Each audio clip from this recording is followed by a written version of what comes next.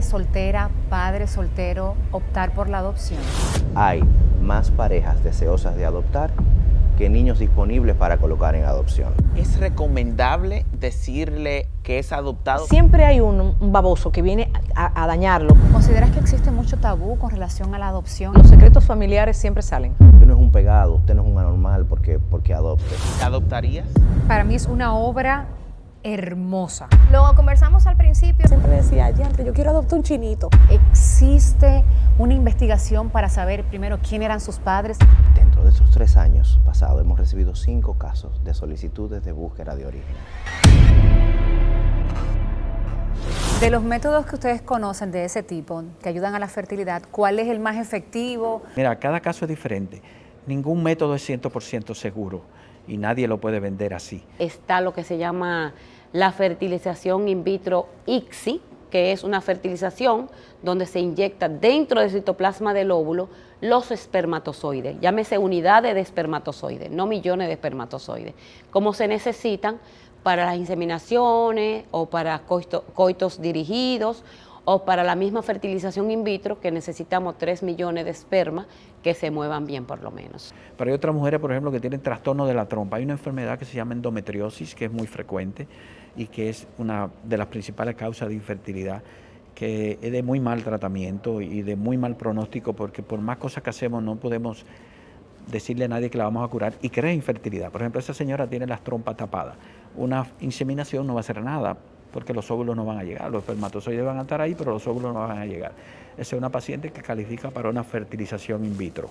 Normalmente son trastornos anovulatorios. En segundo lugar están los trastornos de trompa de falopio, a veces obstrucciones tubáricas bilaterales, por lo regular los procesos infecciosos a repetición, trastornos anatómicos, por ejemplo, en el útero, en el cuello del útero, como son los pólipos endometriales, los miomas uterinos de grandes elementos o medianos elementos. ¿Cuál es la mejor? Cada mujer lleva una y a veces tenemos pacientes que la llevamos a inseminación artificial, no funciona y hay que pasarla a una fertilización in vitro. El sobrepeso, la caquepsia, porque todos los extremos son malos en fertilidad, se alteran los trastornos psicológicos. Si se quiere y no se puede, ¿hay algún tipo de recomendación o acompañamiento psicológico? Como experta en duelo he tenido la oportunidad de acompañar a parejas que lamentablemente porque no es tan solo la mujer, déjame decirte que no sé por qué en República Dominicana siempre nos culpan a nosotras de que no somos las que somos las que tenemos problemas para parir,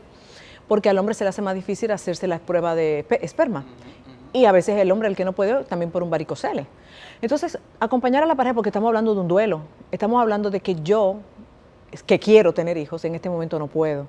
Y claro, están las que se encasillan dentro de las causas que no son conocidas, porque son parejas que aparentemente digo, todo está bien, pero no se embarazan. Pero la que quiere tener hijos, me siento que soy una mujer incompleta, que soy defectuosa.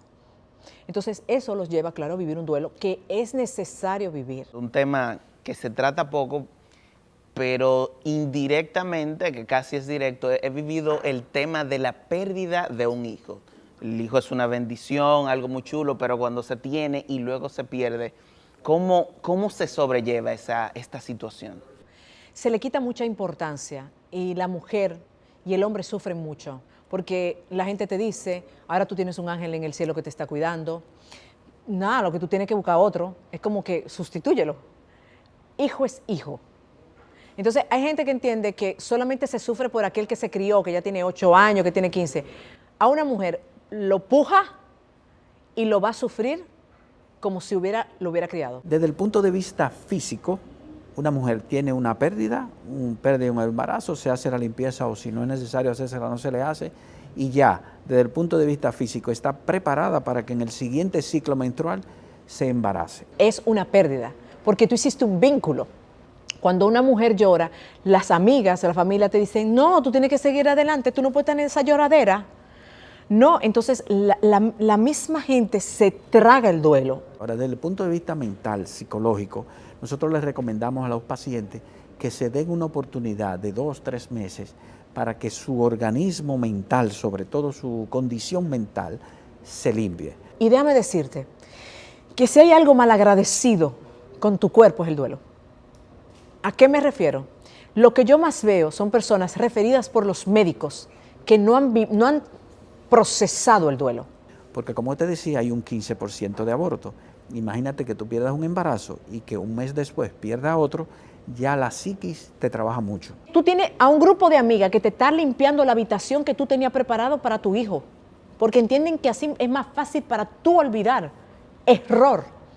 Todo tiene que quedarse como estaba, la habitación, los regalos, porque esa mujer y ese hombre, si son pareja, llegará su momento que van a estar listos para donar o regalar todo eso, pero en su velocidad, no la velocidad de los demás. Una menstruación no es más un embarazo que no llegó. Eso es simple. De cualquier manera, desde el punto de vista emocional, siempre es bueno que el paciente se dé un tiempo que no debe ser menos de 3 meses con esa finalidad. Entonces, aquí el duelo, la gente no le gusta hablar. De por sí, a mí me escribe mucha gente para preguntarme que cómo se da un pésame. Entonces, como es un recién nacido, o como nosotros llamamos la cuna vacía, aquí se entiende que es un niño que no te tiene que dar dolor. Y sí, da mucho dolor. Da mucho dolor, es un proceso, y ese niño nunca va a ser sustituido aunque tú vuelvas a tener otro. Siempre ese niño va a marcar un antes y después en la dinámica de esa familia. ¿Y cómo se podría ayudar a pasar ese duelo? Y también le pregunto, doctora, además como especialista, yo sé que usted tuvo una situación similar, usted tuvo una pérdida de un hijo. ¿Cómo usted pudo lidiar con eso? Mi terapeuta me refirió a un especialista de duelo, porque a pesar de ser especialista en duelo, yo no era psicóloga, yo era una mamá de baratá. Y yo cometí el error de comenzar a trabajar de una vez para no pensar. ¿A qué tiempo fue la pérdida? Mi pérdida, yo tenía 10 semanas de embarazo. ¿Fue un proceso natural o probaste algún método de fertilización? Mi primer embarazo fue un embarazo completamente natural. Cuando empecé a buscar a Alonso, me estimulaban a mí para poder fecundar y para poder ovular, y obviamente que el óvulo fuera fecundado, fue estimulada y nada de eso funcionó. Todo eso es muy importante para nosotros hablar de pronóstico. Y funcionó en un momento donde yo medio tiré la toalla y lo cogí más chilling, lo cogí más suave, y ya ahí después vino la sorpresa de Alonso. Ahora bien, cuando tenemos una parejita que no tenga mucha patología y que esa patología, la que tiene, se ha tratado bien, el pronóstico es muy bueno. Ahora bien, son muy diferentes los tratamientos de baja complejidad y alta complejidad, porque varía en todo. Si hubieses tenido la necesidad de recurrir a otros métodos alternativos, bueno, que no hubiese funcionado esa estimulación, ¿lo hubieses hecho? ¿Fecundación in vitro?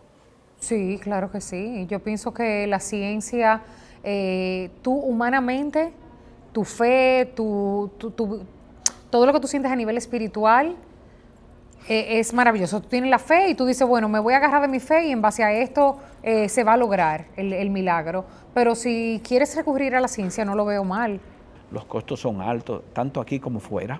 Para eso está y para eso existe y para eso fue inventado, si así vamos a decirle. Más o menos anda por los $8.500, por ahí, $8.500, $9.000. Cuando tú te vas fuera se incrementa el pasaje, el hospedaje, los chequeos, las evaluaciones. Y lo de baja complejidad se pueden gastar como 60,000 pesos dominicanos, más o menos. O sea que varía mucho en precio y además en intensidad de estímulo. ¿Qué tanta efectividad tiene? Eso va desde un 30% hasta un 60%, dependiendo de la condición de la pareja, de la condición del procedimiento, de qué tan bien haya respondido esa paciente al estímulo hormonal. Con los embarazos por procesos que son con fertilización asistida se dan mucho los embarazos gemelares o los embarazos múltiples, y obviamente un embarazo múltiple se considera también un embarazo de alto riesgo porque obviamente tiene un mayor riesgo de tener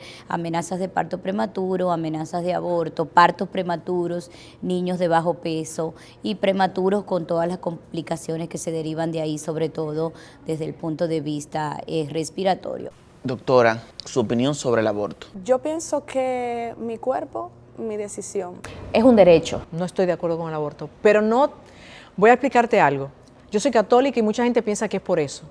Cuando yo me siento en consulta y estoy frente a una paciente, yo no tengo religión, yo no tengo creencia, yo soy simplemente una estudiosa de la conducta humana. Lo que pasa es, Bueno, el aborto es un tema muy controversial. Tendría que involucrar el tema de mi creencia religiosa.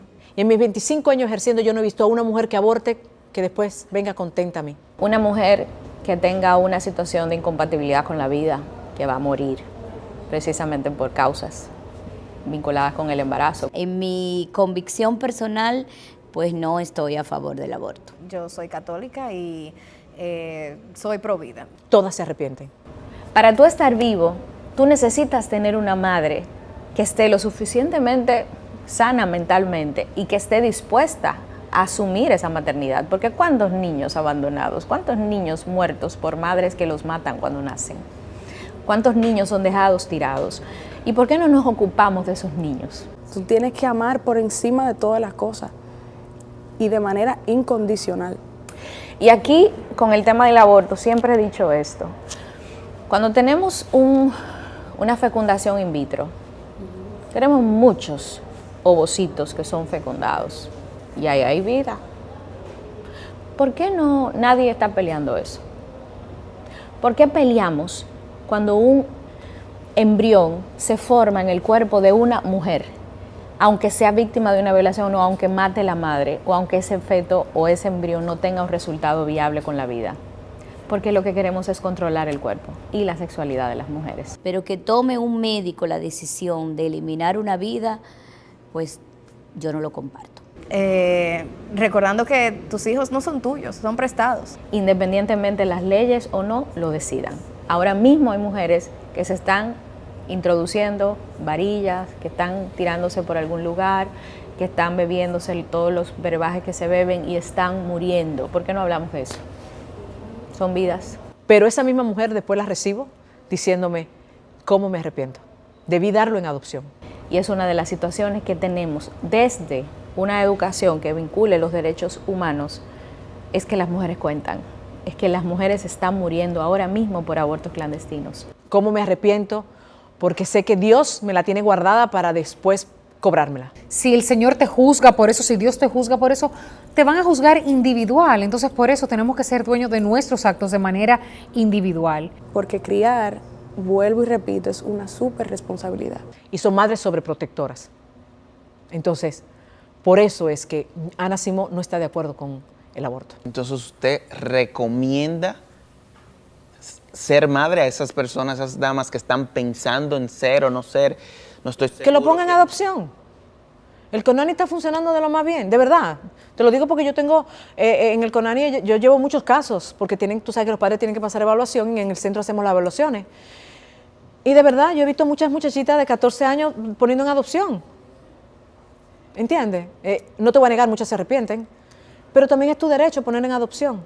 Ese es tu derecho. Si tú no lo quieres, ponlo en adopción.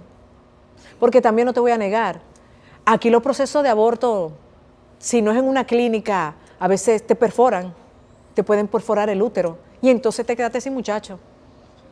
No, me dijeron que me bebiera esa pastilla, te la bebiste, pero quedó dentro de ti parte del feto y te hizo que tú tuvieras una infección que luego, lamentablemente, tuviera como consecuencia que tú no puedas tener hijos. Tú sabes la cantidad de muchachitas aquí que dicen, no, yo no quiero tener este niño, y yo le digo, yo necesito que primero te vea un ginecólogo, y vuelven donde mí y me dicen, no, yo lo voy a tener porque yo tengo una endometriosis, con 18, 17 años, que es la inflamación del endometrio, que tener una endometriosis no te permite tener hijos. Entonces dicen, no, espérate, yo lo voy a tener, porque quizá mi única oportunidad, quizás yo pueda tener otro, pero quizá mi única oportunidad, porque fue donde un ginecólogo serio, no comerciante. Luego de reconocer el impacto emocional y social que implica el hermoso don de dar vida, hoy en Vía Contraria arribamos a nuestro cuarto episodio y recorremos una vía más angosta que plantea las siguientes preguntas. ¿Qué pasaría si no puedes tener hijos? ¿Qué opciones tienes? ¿Adoptarías? ¿Cumples con los requisitos? ¿Cuáles son las funciones de CONANI?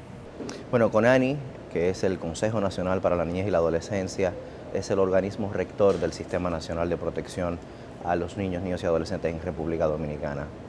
Dentro de sus funciones está la creación de todas las políticas públicas que van en pro de la preservación de ese llamado interés superior de los niños, niñas y adolescentes. Y dentro de sus funciones también está establecido por ley el crear el Departamento de Adopciones que es el ente por donde inicia y se regula la fase administrativa del procedimiento de la adopción. ¿Cómo se lleva a cabo este proceso que la gente tiene la sensación de que es muy complejo y que toma mucho tiempo?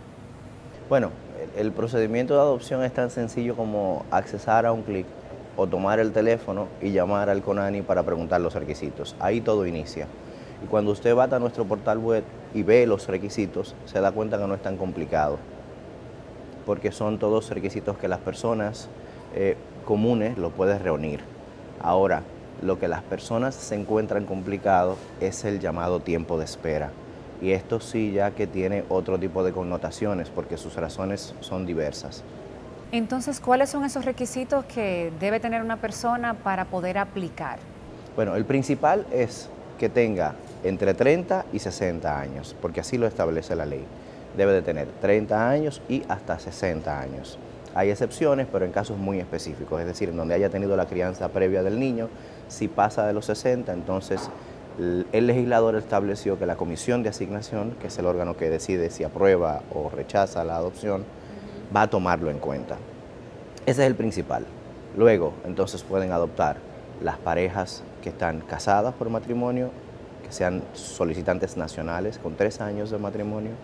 Si son solicitantes nacionales, pueden también solicitar los que tengan uniones libres, que es muy importante.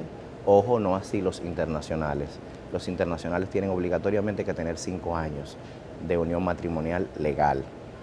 Luego, la carta de solvencia económica, las evaluaciones psicológicas que la mandamos a hacer a los centros externos a CONANI. O sea, deben ser evaluados Psicológicamente, claro que sí, pero no solamente por nuestro equipo técnico del área psicosocial, sino que también nosotros le damos un listado a las parejas para que ellos elijan el centro de su elección y vayan y se hagan esa prueba. ¿Qué buscamos con esto? Que la opinión que prime no sea solamente la del CONANI, sino tener y poder contar con una opinión de un tercer imparcial, si se le pudiera llamar así.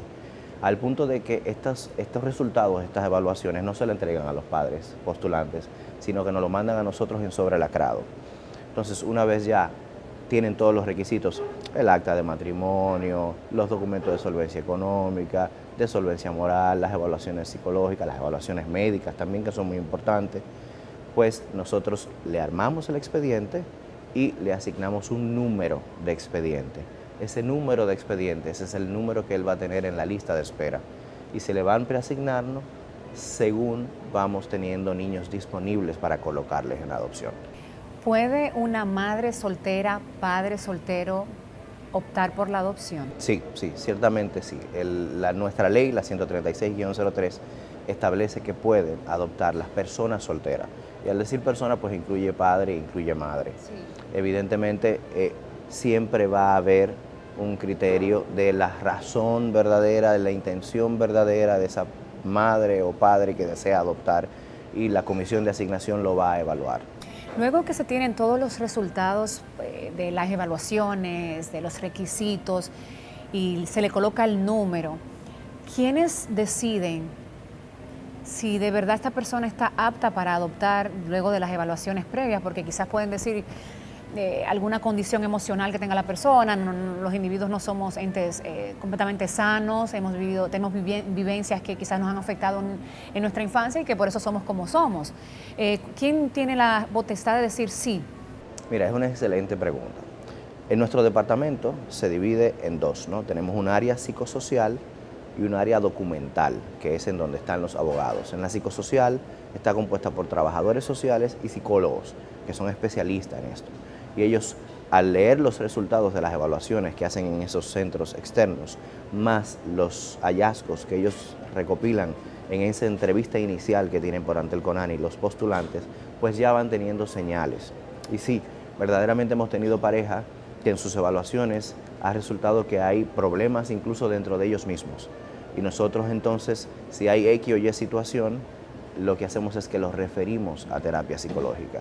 Y nos ponemos antes incluso de tomar la decisión de si son aptos o no para ser padres postulantes. Antes de darle entonces el número. Exacto. Entonces, ¿qué pasa?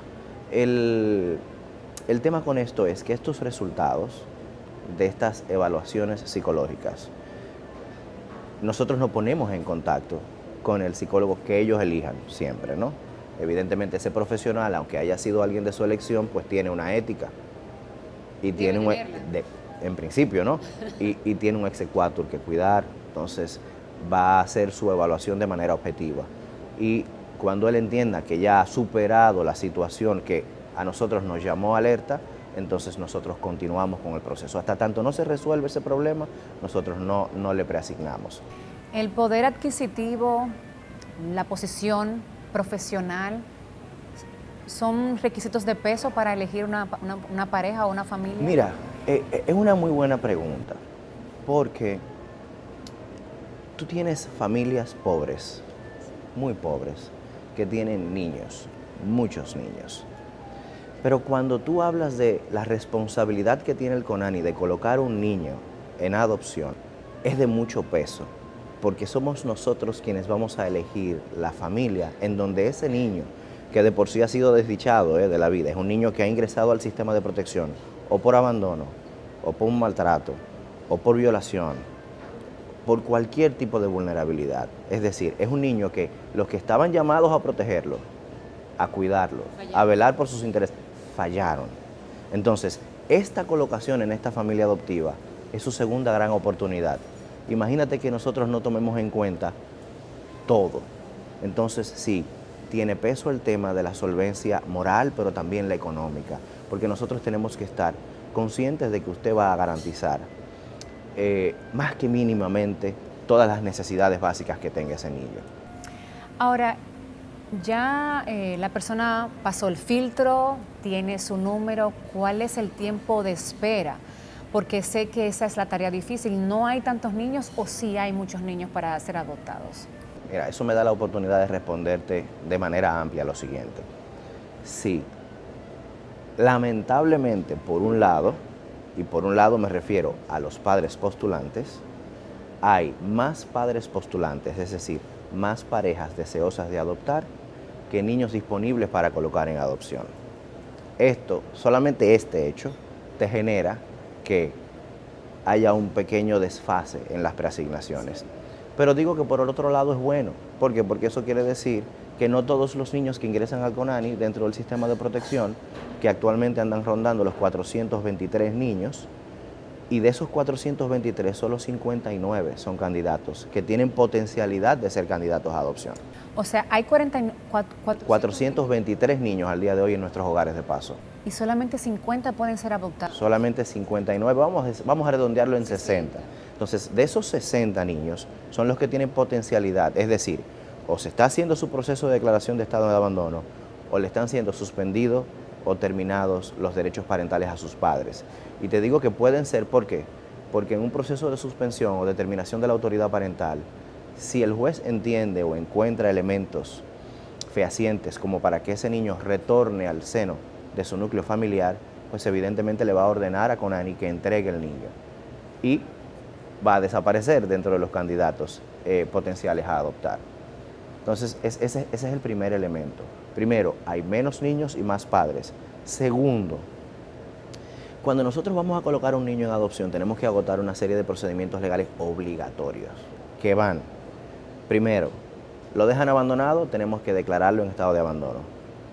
Ahí se van 6 meses en ese proceso, dependiendo del cúmulo de trabajo que haya en el tribunal a donde caiga el caso. Autorización para inscribirlo en el registro civil, ¿por qué? Porque nosotros tenemos la obligación de dotarlo de un acta de nacimiento para que exista legalmente. Existe entonces registrado bajo el manto o la sombrilla de CONANI. Exacto, nosotros lo registramos con un nombre solamente. No va a tener, en el acta de nacimiento donde dice padre o madre, va a decir desconocido, desconocido, cuando son abandonados y no se conoce la filiación. A nivel judicial, luego que se encuentra ese niño abandonado, ¿existe una investigación para saber primero quién eran sus padres y las razones por las que ha sido abandonado?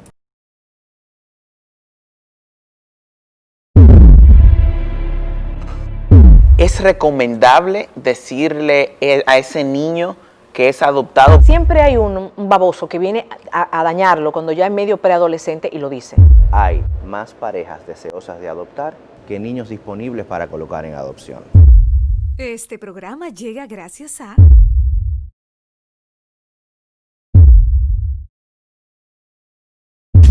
algo que me molesta mucho del medio hoy. Yo nunca he tenido en la mano un tabaco marihuana. Y comenzó a crearse el enigma de que si yo era calvo o no calvo. ¿Con cuáles de ellos te besaste en el camerino? Yo quiero tener muchas relaciones, yo quiero conocer muchos hombres. ¿De qué tú te arrepientes? A lo mejor la gente me encuentra bonita, pero no se encuentra que yo estoy buena. Respeten no los rangos, sino respeten la trayectoria del otro. A mí me ha tomado mucho tiempo convertirme en el ser humano que yo soy. ¿Cuándo sale esto? Pues tú una primicia.